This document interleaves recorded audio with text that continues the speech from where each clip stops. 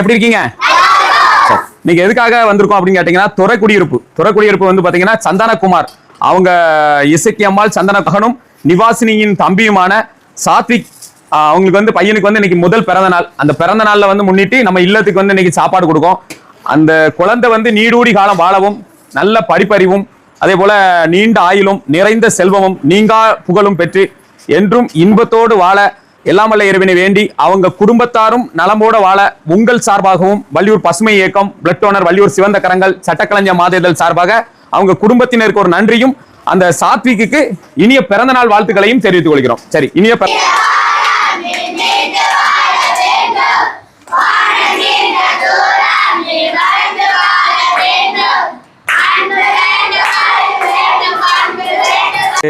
to you, happy birthday to you, happy birthday to you, Satvik.